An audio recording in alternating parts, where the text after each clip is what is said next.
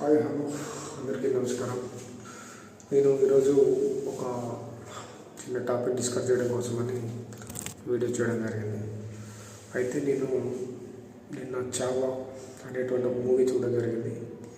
ఆ మూవీ కంప్లీట్గా భారతదేశ స్వతంత్ర సమర యోధుని చరిత్ర, అదే శ్రీ మహావీర్ చక్రవర్తి శ్రీ ఛత్రపతి శివాజీ గారి యొక్క కుమారుడైనటువంటి సంభాజీ మహారాజ్ యొక్క జీవిత చరిత్ర, మొఘల్ సామ్రాజ్యాన్ని ఏ విధంగా గడగడలాడించి హిందూ మత స్థాపనకు మరియు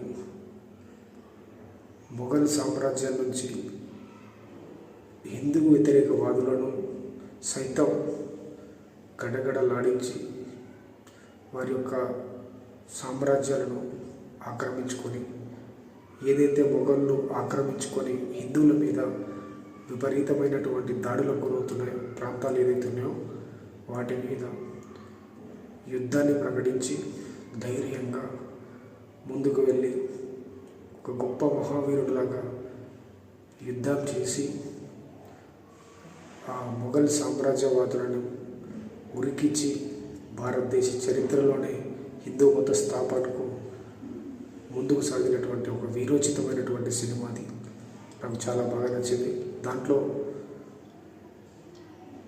సంభాజీ మహారాజుగా నటించినటువంటి విక్కీ కౌశల్ గారు చాలా అద్భుతంగా చేశారు. అది చూస్తుంటే ఆ సినిమా అసలు నిజంగా మన కళ్ళ ముందు ఛత్రపతి శివాజీ గారే మనం చూస్తున్నామా ఏంటి అన్నంత పర్ఫెక్ట్గా, అన్నంత అద్భుతంగా ఆయన పాత్రను ఆయన పోషించారు. నాకు చాలా బాగా నచ్చింది.